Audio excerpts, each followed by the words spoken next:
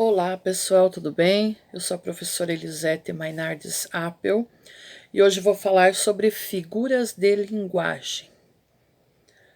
Todo mundo usa figuras de linguagem no dia a dia.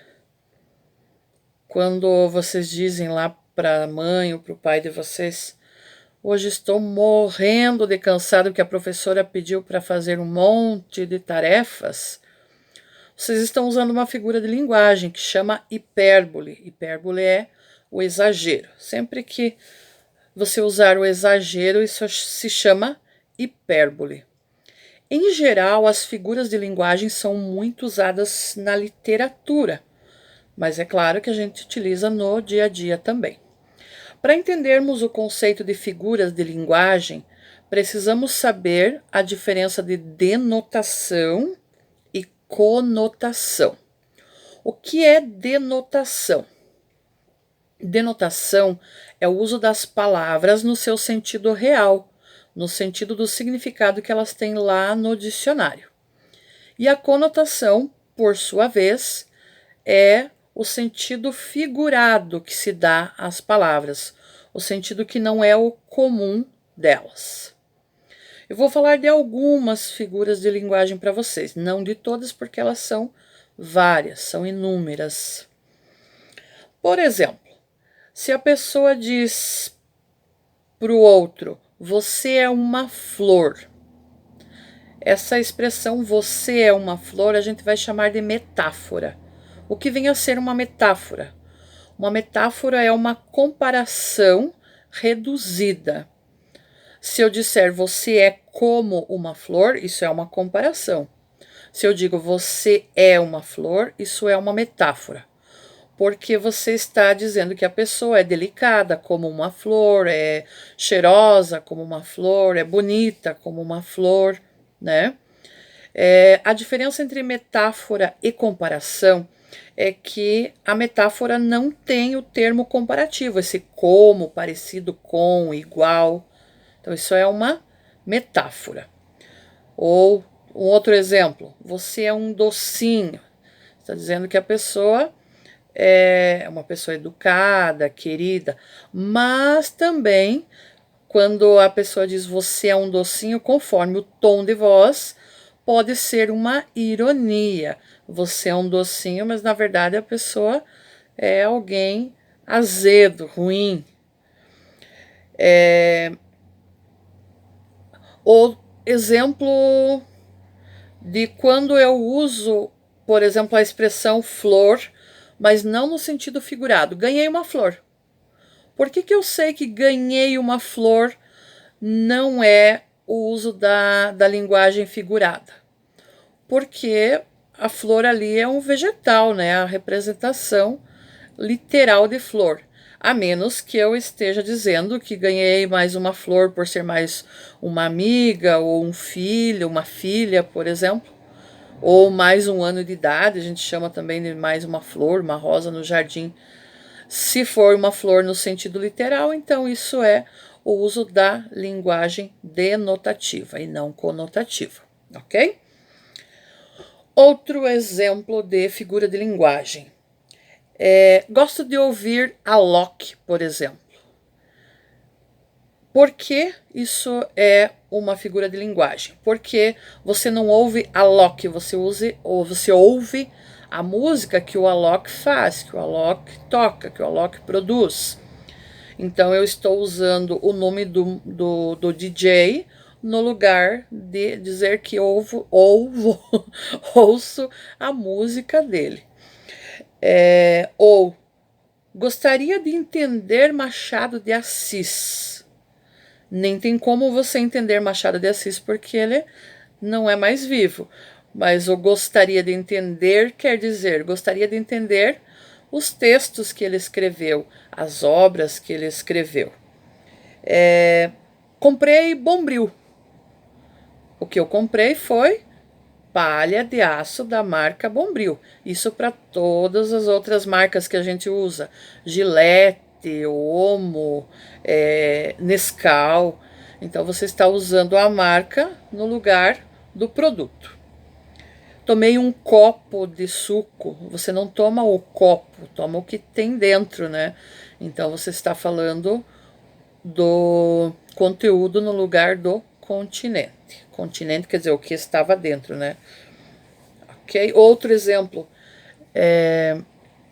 Com o suor do teu rosto ganharás o teu pão. O suor ali é o esforço, isso é uma metáfora.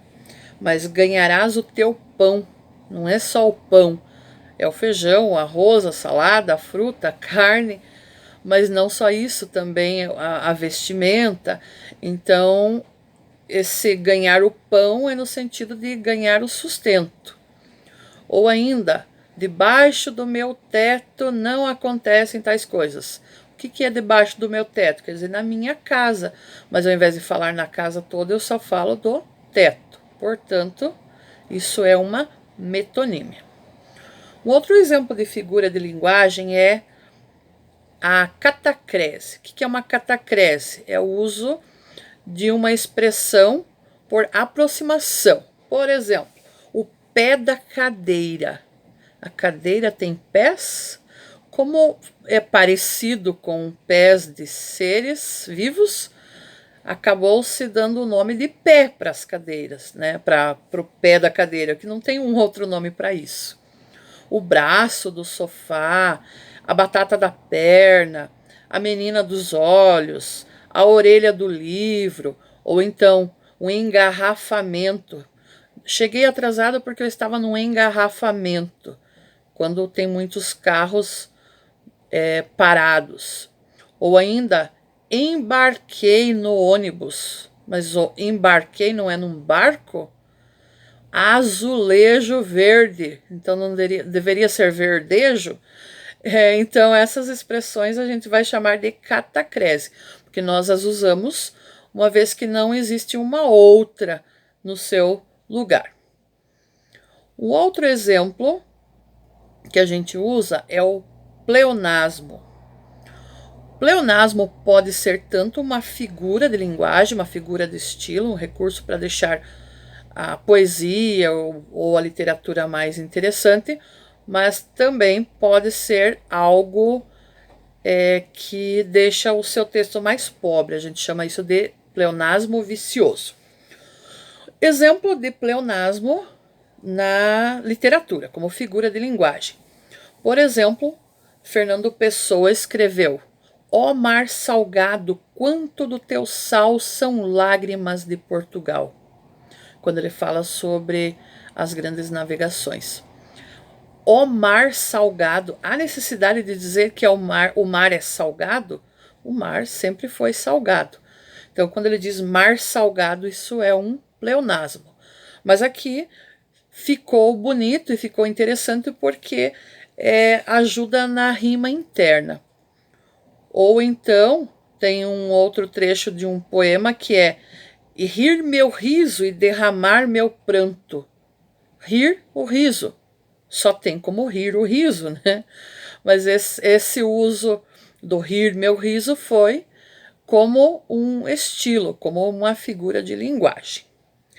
Antítese. Antítese nada mais é que o uso de opostos. Por exemplo, claro, escuro, dia, noite, feio, bonito, né? Isso é uma antítese. Ah, esqueci de dizer para vocês sobre o pleonasmo. O pleonasmo vicioso é, então, a repetição desnecessária. Por exemplo, quando as pessoas dizem um elo de ligação. O que o elo faz? Ele liga. Multidão de pessoas. Óbvio que é de pessoas. Então, se você viu uma multidão, você viu muitas pessoas. Não existe multidão de cavalos. Cavalos é o uso de uma outra palavra, né? Você vai usar uma outra palavra para quando tem um grupo grande desses animais. Ou ainda, ganhei um buquê de flores. Desnecessário dizer que foi um buquê de flores, porque não existe buquê de passarinhos, buquê de chocolates, se bem que inventaram já, né? Buquê de maquiagem, mas não é o normal. Agora, se eu digo buquê de rosas, aí sim, porque você está especificando qual é o tipo de flores que estava nesse buquê. Outro exemplo, subir para cima ou descer para baixo, entrar para dentro, sair para fora. Essas expressões todas a gente chama de pleonasmo. E por último, eu quero ler um soneto de Camões e a gente vai analisar um pouquinho as figuras de linguagem que aparecem nele, principalmente no início. Amor é fogo que arde sem se ver, é ferida que dói e não se sente. É um contentamento descontente, é dor que desatina sem doer. É um não querer mais que bem querer, é um solitário andar por entre gente, é nunca contentar-se de contente, é cuidar que se ganha em se perder. É querer estar preso por vontade, é servir a quem vence, o vencedor. É ter com quem nos mata a lealdade. Mas como causar pode seu favor nos corações humanos a amizade, se tão contrário a si é o mesmo amor? Vejam que tem muitas expressões ali contraditórias. Primeiro começamos com uma metáfora. O amor é fogo. Então está comparando o amor com fogo, com uma chama. Mas o amor é um fogo que arde sem se ver. Arde quer dizer queima. Então é como se fosse uma chama que queima, mas você não vê. Como que você não vê se queima? É claro que no amor isso é possível. É ferida que dói e não se sente. Existe ferida que dói e a gente não sente? Quando é uma ferida no corpo, não.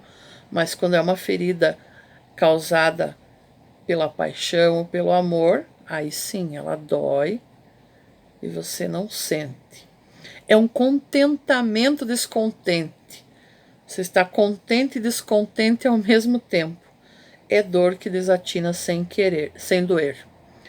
É um não querer mais que bem querer.